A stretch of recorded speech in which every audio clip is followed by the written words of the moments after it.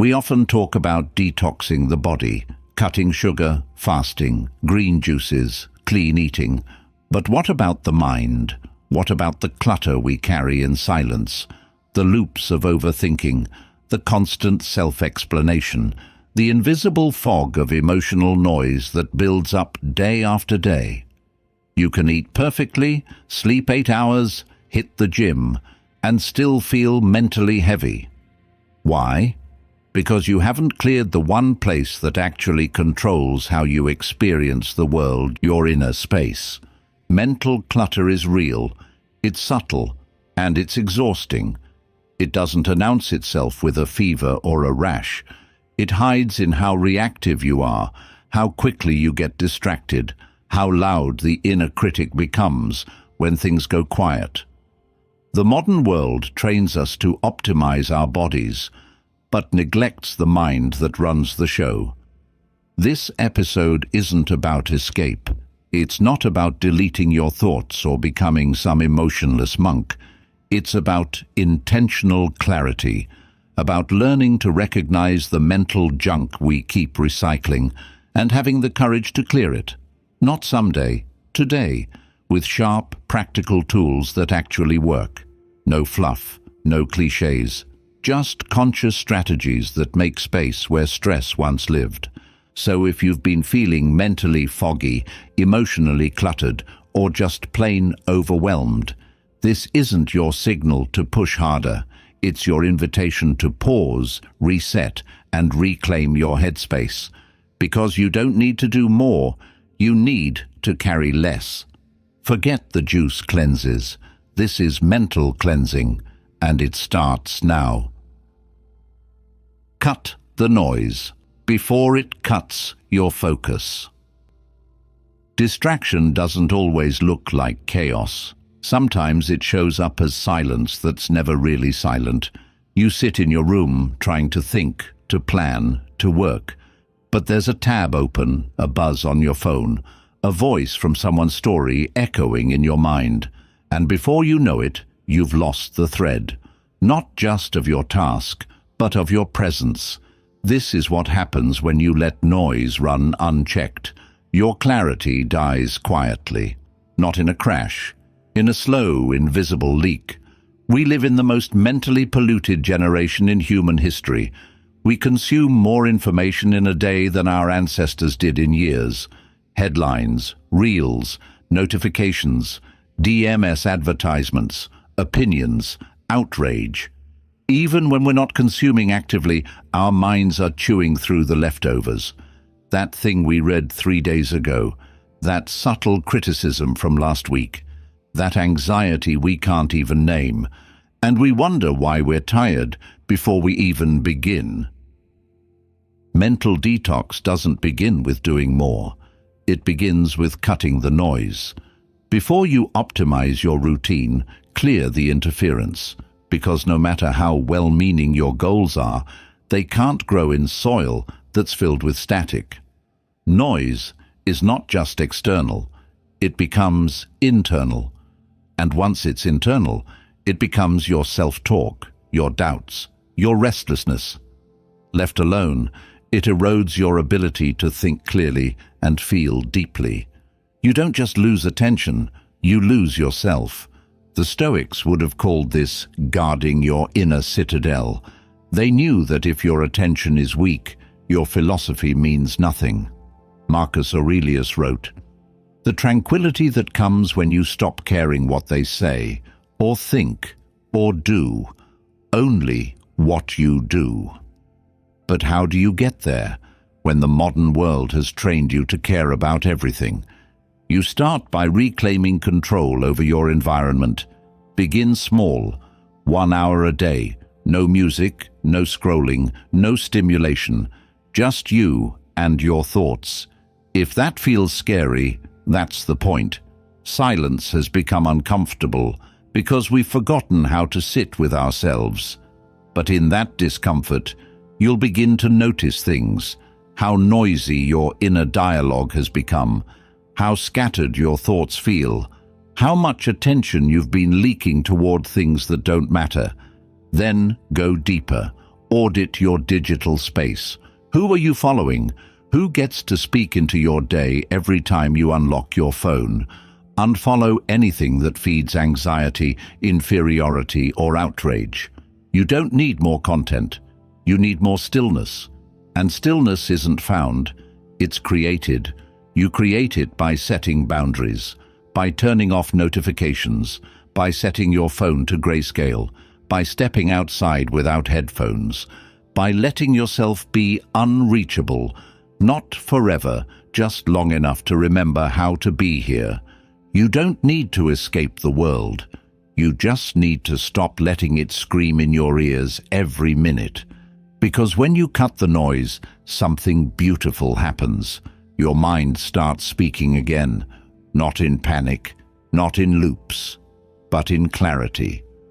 You begin to hear the thoughts that actually matter, the ones that point you toward what's real, what's yours, what's next. And this isn't just about feeling good, it's neurological. When you reduce stimulation, your dopamine system rebalances, your nervous system calms, your attention span rebuilds. You start feeling available again, to focus, to feel, to choose, with intention instead of impulse. Ask yourself now, where does most of the noise in my life come from? What am I allowing in that doesn't deserve a place in my mind? And more importantly, what would it feel like to finally hear myself again, without interruption? Because cutting the noise isn't about disconnecting from life, it's about reconnecting to yourself. Stop recycling the same thoughts every day. Most people aren't thinking, they're replaying. Same worries, same fears, same self-judgments, same imaginary arguments in the shower, same regrets on the commute. And they confuse that repetition with awareness, with processing, with working through it. But there's a huge difference between reflection and rumination. One leads to insight, the other leads to stagnation. And if your mind feels heavy, tired, or loud lately, chances are you've been stuck in a loop you didn't even notice. The brain loves repetition. It seeks familiarity because it's efficient, it saves energy. But what's familiar isn't always helpful. In fact, most of your emotional exhaustion isn't from what's happening now, but from the mental reruns of what already happened, or what might happen next. And here's the catch. The longer you think the same thought, the more your brain hardwires it as a default. Not because it's true, but because it's practiced.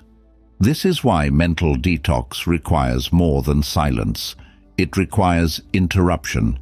If you don't learn to catch and break the thought loop, it will become your identity. You'll stop saying, "I'm having anxious thoughts," and start saying, "I'm an anxious person." But you're not your thoughts, you're the observer. And the moment you become aware of the repetition, you have the power to reclaim the narrative. The Stoics practiced this actively. Marcus Aurelius wrote down his fears, doubts, irritations, not to indulge them, but to interrupt them. He turned them into text, examined them with reason, and reminded himself, "This is only a thought. It's not who I am." That's the first step in breaking the cycle. Let's apply this practically. Start noticing patterns.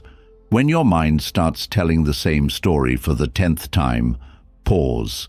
Ask, is this new, or have I thought this before? If it's recycled, drop it. Literally say out loud, "This thought has expired." Then breathe, move, shift your posture, step outside, grab a pen, say something kind to yourself. Any small action to break the loop. This isn't denial, it's discipline. You're not ignoring your thoughts. You're refusing to let them hijack your day just because they're familiar.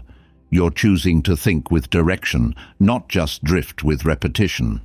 And the more you do this, the more you retrain your brain to seek fresh thought, new insight, real clarity, not the tired echo of yesterday's fears. From a neurological standpoint, this kind of cognitive interruption resets your attention system. It lowers stress chemicals.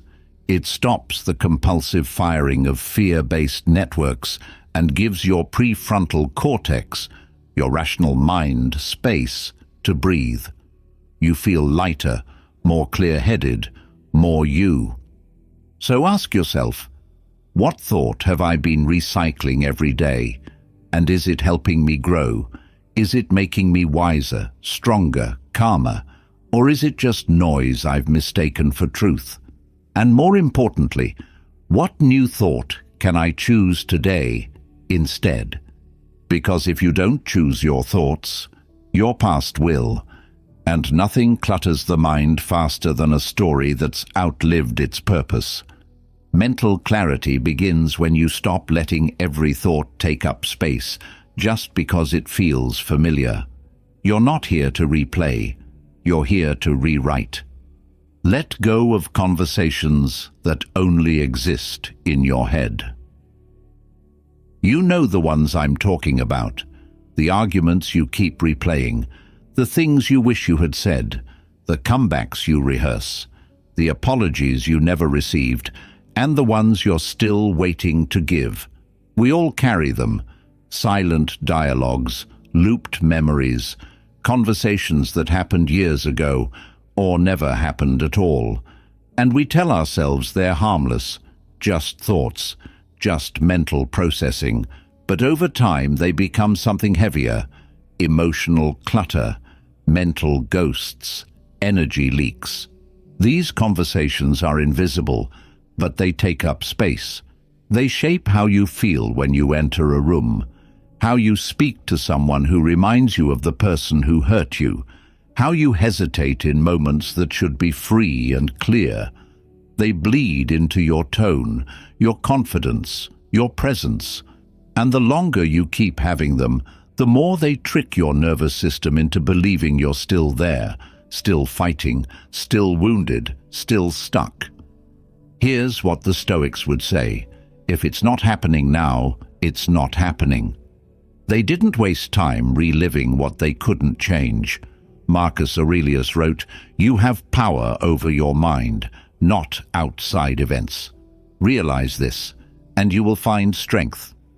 But sometimes the outside event is already over, and it's you who's keeping it alive by revisiting, re-explaining, re-arguing with someone who may not even remember or care or be alive. Mental detox means choosing to let go of these internal dialogues, not because the pain wasn't real, but because the story no longer serves your healing. You don't need to win the argument in your mind. You don't need closure from someone else to begin your own. You don't need to keep defending your side of a conversation that ended long ago. So what do you do instead? First, notice when these loops begin. What triggers them? A name, a photo, a silence? Then pause. Name it. I'm rehearsing a conversation that no longer needs my energy. Then return to the present. Anchor yourself with breath, with movement, with something that's actually happening now. You may need to do this 100 times, and that's okay. Every time you do, you're rewiring the habit. You're closing a mental tab that's been open too long.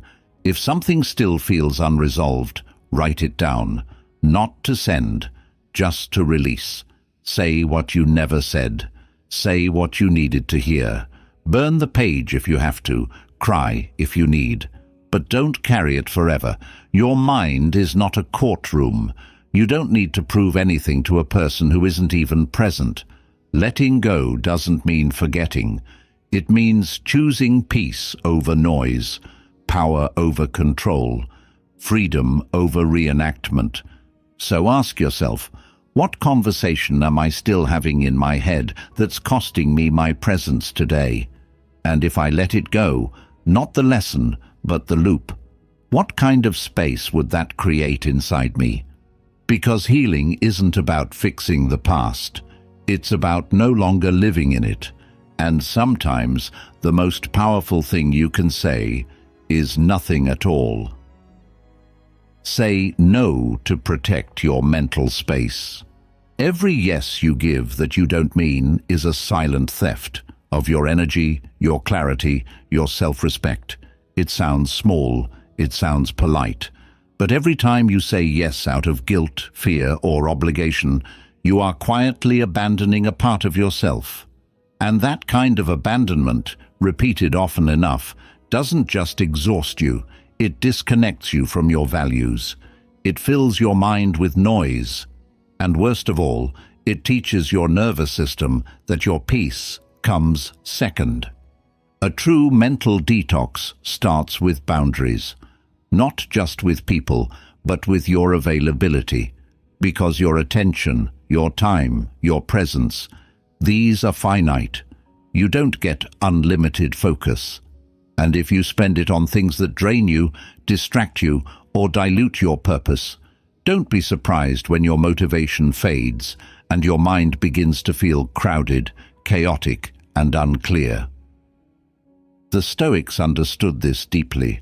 Seneca warned against the danger of being busy but aimless. He wrote, "People are frugal in guarding their personal property, but as soon as it comes to wasting time, they are most wasteful of the one thing it is right to be stingy about." Translation: protect your time like you protect your money. Protect your mind like you protect your home. You wouldn't let just anyone walk through your front door.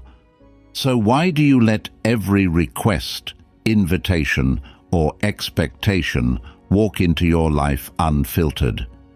Saying no isn't rude. It's responsible. It's you choosing intentionality over people-pleasing. You don't need to explain every boundary. You don't need to justify your silence. You don't owe anyone access to your energy just because they ask nicely. And you don't have to feel guilty for protecting the mental clarity that allows you to actually show up when it matters. Let's bring it down to earth. Start tracking your yeses. Notice when you agree to something and immediately feel regret. Ask yourself, was that a real yes or a disguised fear of disappointing someone? Then start practicing the pause. Before you answer, take a breath. Give yourself a moment. If your mind feels tight, your body feels tense, or your intuition feels ignored, say no. Kindly, clearly, and firmly. You don't need to over-explain. A simple, "I can't commit to that right now," or "that doesn't align with my priorities," is enough. The boundary is the message, not the performance around it. And here's what happens when you begin to live this way. Your mind starts to clear. The fog lifts. You have fewer thoughts about what you should be doing and more space to do what you chose to do. Your nervous system starts trusting you again. You no longer feel like a passenger in your own schedule. You become present because you're not stretched thin by 1,000 silent obligations. So ask yourself honestly, where am I saying yes just to avoid discomfort? And what would happen if I started saying no, not to be difficult, but to be free? Because every time you say no to something that's not aligned, you're saying yes to the version of you that finally has room to breathe. Let go of the need to constantly explain yourself. There's a subtle kind of exhaustion that doesn't come from doing too much, but from constantly explaining who you are, what you feel, and why you choose what you choose. You don't always notice it at first. It begins with justifying your boundaries, clarifying your silence, over-explaining your decisions, trying to make sure no one misunderstands you, judges you, or thinks you're too much, or not enough. And slowly, without realizing it, you become a manager of perception, not a protector of peace. But here's the truth. Your worth is not proven through explanations. And the moment you start believing that every choice you make requires a detailed backstory, a defense, or a disclaimer, you're no longer living in your mind. You're living in theirs. And that's the fastest way to clutter your inner world with voices that don't belong to you. Mental detox means learning to stop performing for approval, not because you don't care about others, but because you care enough to honor yourself first. Every unnecessary explanation is a leak. A leak of confidence, a leak of time, a leak of peace. And peace, once compromised, rarely shouts.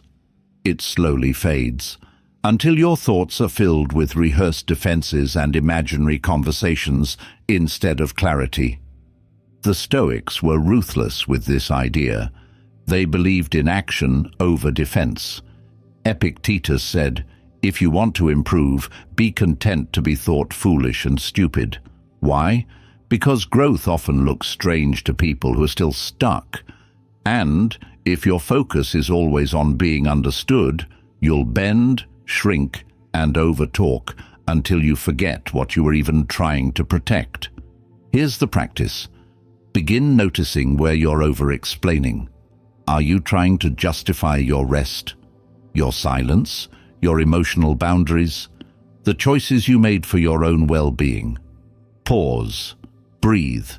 Ask, is this about clarity or is this about control? Am I seeking understanding or avoiding disapproval? Then try this. Say less.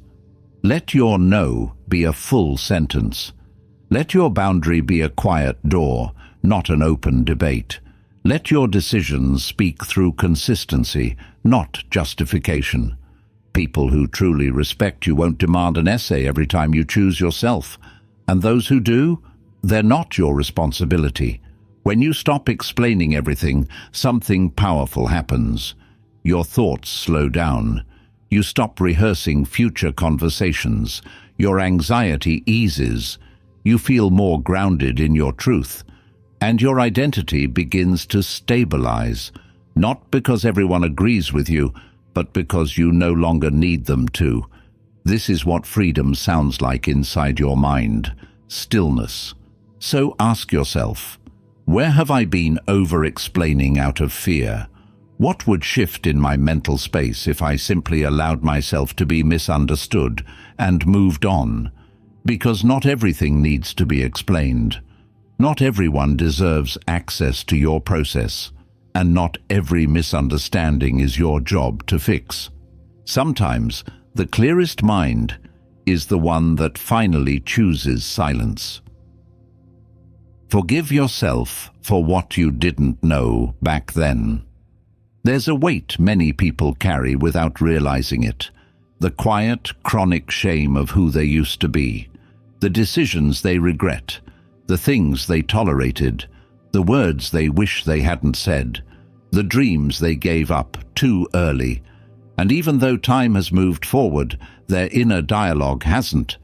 They keep returning to the past with judgment, disappointment, even disgust, thinking that somehow, if they punish themselves enough, they'll finally move on.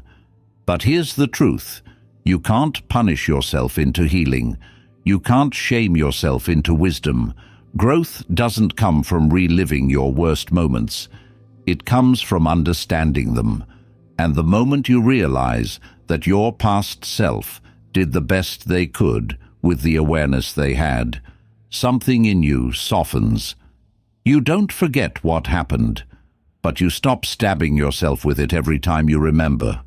Forgiving yourself is a form of mental detox, because the past, when not released, becomes clutter, not in memory, but in identity.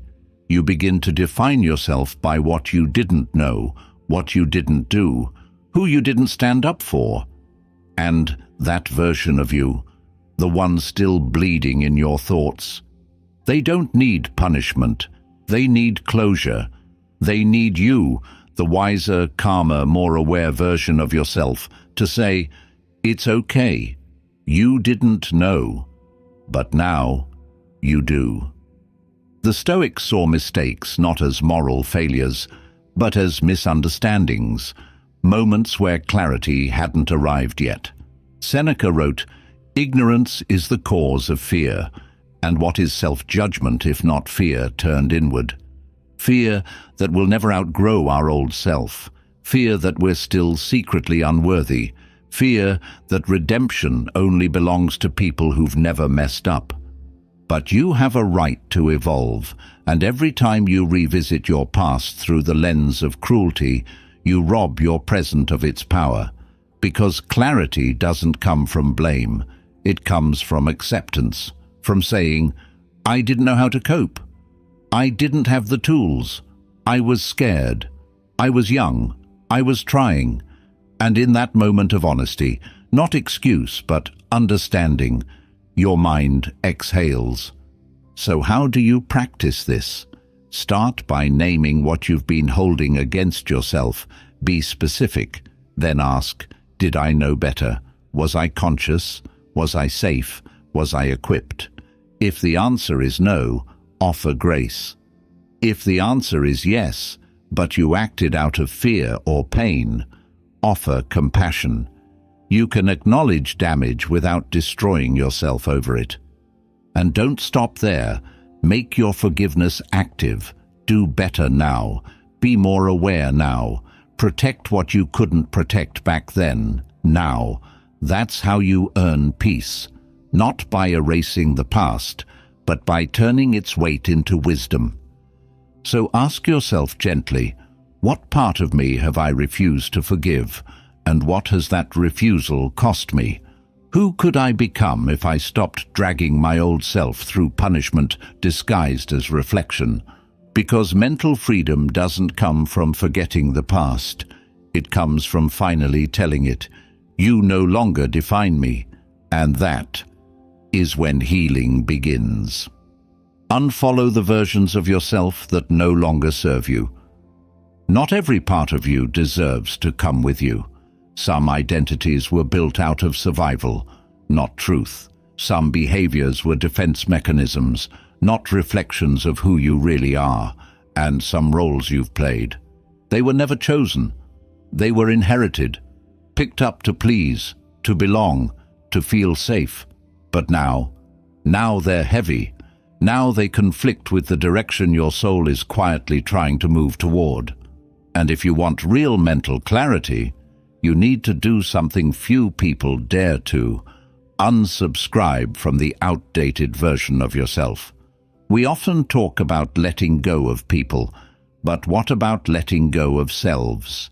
The nice version of you who never said no, the overachiever who was terrified of rest, the rebel who reacted to pain instead of processing it, the perfectionist who measured their worth by performance. These were not flaws, they were strategies. They got you through something. They helped you survive a chapter, but you are not in that chapter anymore. And what once kept you safe may now be keeping you small. The Stoics were obsessed with the idea of identity by practice, not by memory. Epictetus didn't ask, "Who were you?" He asked, "Who are you choosing to be now?" That's the power you always hold, to release the narrative that no longer reflects your awareness, your vision, your current alignment. And here's what makes this difficult. Those old versions of you are familiar. You know how to play them. They're the default. And part of you might even grieve their departure because they helped you survive. But you're not here to survive anymore. You're here to build, to become, to walk lighter. And that means choosing your identity, not inheriting it. So how do you start? You begin by noticing. Notice when you react from old programming, when you shrink, over-explain, self-sabotage, or play roles you no longer resonate with. Ask, is this me, or is this who I used to need to be? That question alone creates space. And in that space, you reclaim power. Then take action. Change how you speak, how you show up, how you make decisions. If you used to be passive, practice directness. If you used to need validation, practice moving without applause. These small acts are not just behavior shifts, they're identity upgrades. They're you unfollowing a self that no longer matches the frequency of your future. And don't expect everyone to understand. Some people are invested in the old version of you, the one who stayed quiet, predictable, convenient. Let them be confused. You don't owe anyone an explanation for your evolution. You're not abandoning your past, you're honoring your future. So ask yourself, which version of me have I outgrown, but am still performing out of habit or fear? What would shift in my mental clarity if I finally let that identity go? Because detoxing the mind isn't just about thoughts, it's about shedding skins. And the more you release who you no longer are, the more space you create for who you're here to become. Don't let productivity become a distraction from presence. In today's world, the hustle is glorified. Productivity isn't just encouraged, it's worshipped. You wake up and your worth is immediately measured by how quickly you get moving, how much you cross off your to-do list, how efficient you are at conquering the day. But here's the paradox. The more you obsess over being productive, the more disconnected you become from your life, from your body, from your thoughts, from the present moment. Productivity, when driven by clarity, is powerful, but productivity, when driven by fear, becomes another form of mental clutter. You're not living, you're just performing. You don't pause, you panic when things slow down. You measure your day by what you got done, not by how deeply you felt, how connected you were, or whether you actually lived inside your own skin. This is one of the most subtle forms of mental pollution, looking busy on the outside while completely unwell on the inside. Your calendar is full, your head is loud, and your soul disconnected. The Stoics were producers of great work, books, letters, reforms, leadership, but they never confused doing with being. Marcus Aurelius ruled the Roman Empire while writing meditations about stillness. He reminded himself, if you seek tranquility, do less, or do what's essential, and do it with presence. That's not laziness, that's power. That's a man running an empire while refusing to let the empire run his mind. So what does this mean for you? It means that mental detox isn't just about slowing down, it's about becoming conscious of what's driving your speed. Are you moving from alignment, or are you running from discomfort? Are you acting from clarity, or are you trying to outrun your own thoughts? Try this.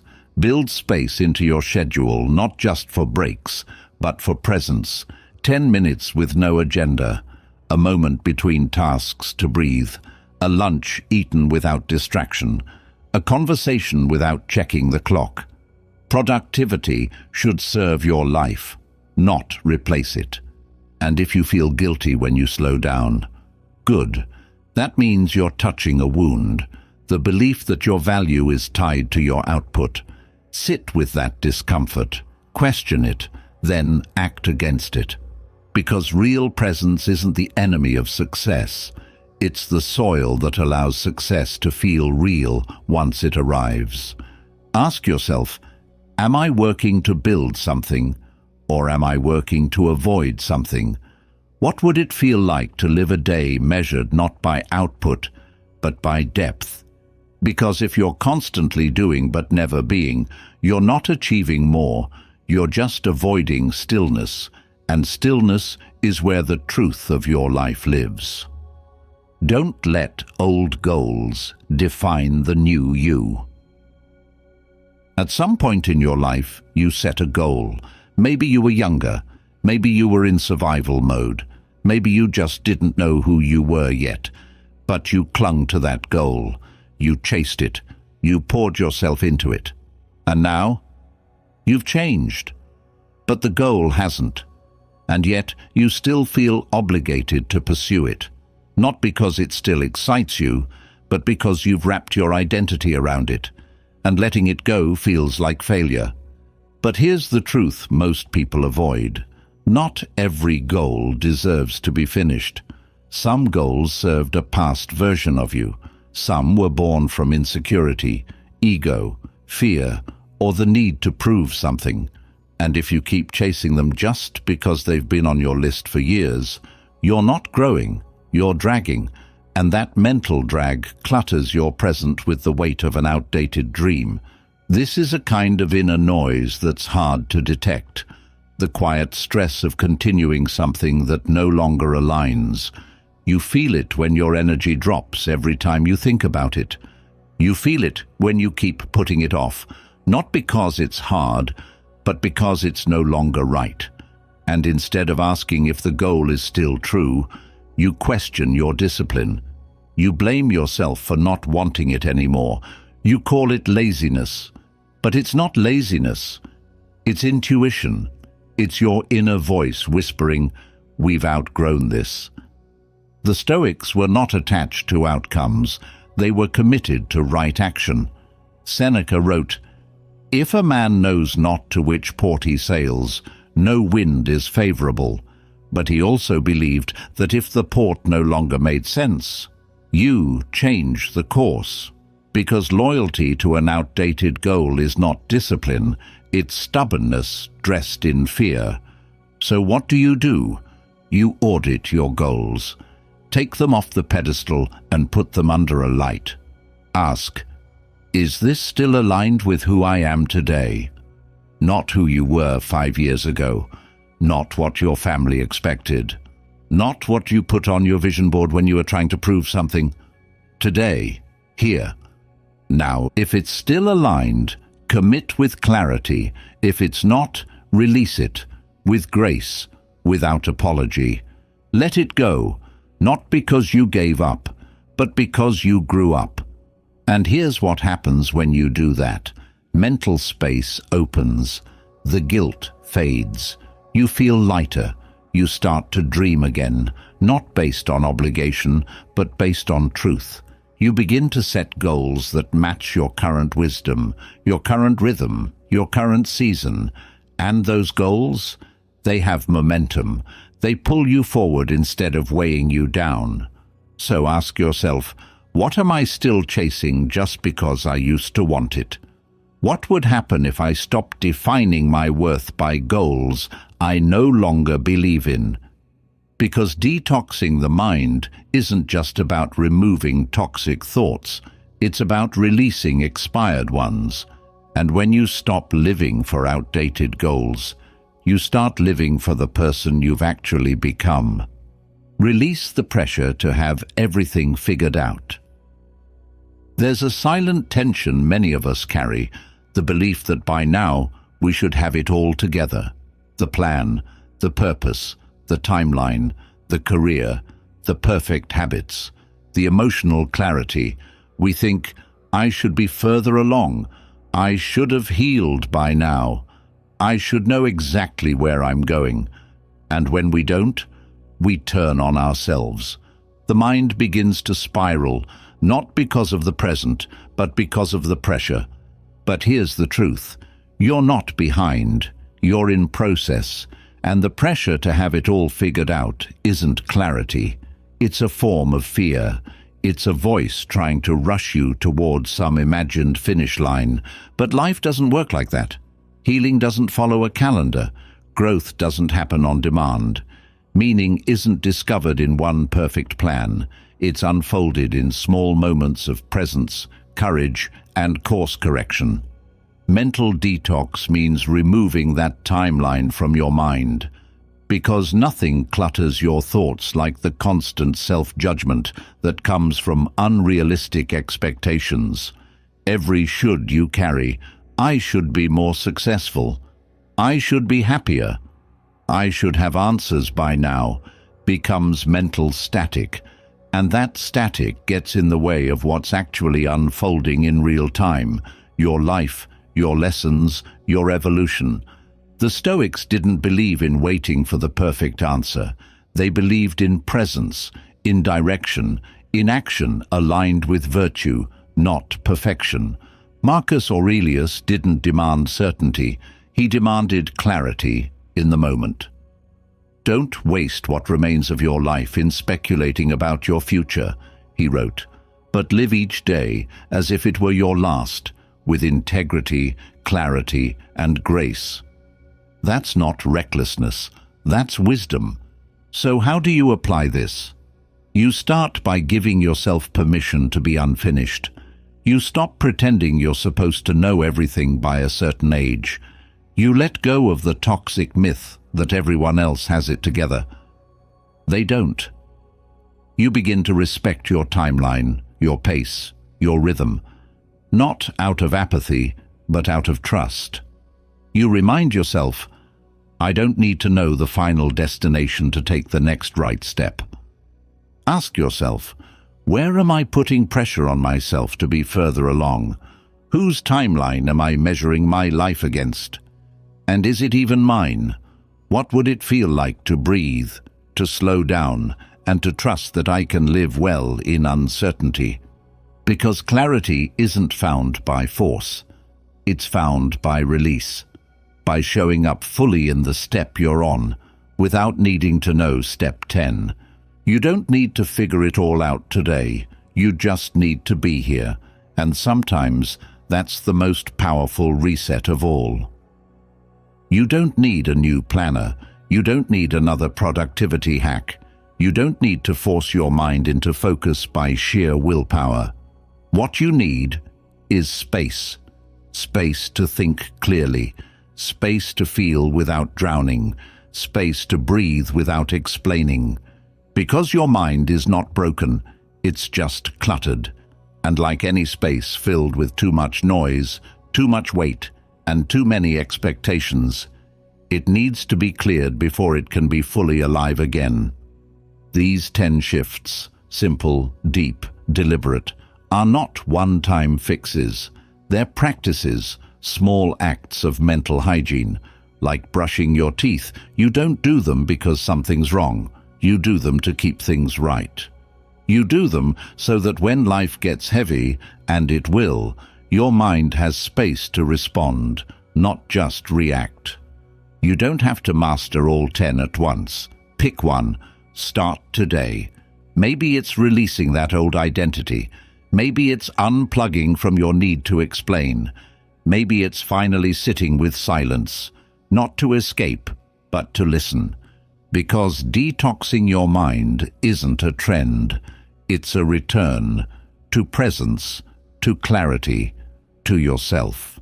So if this episode helped you see even one thing more clearly, save it, return to it, and most of all, practice it. Because mental freedom isn't found in the next app, book, or system. It's found in the moment you stop carrying what was never yours to begin with.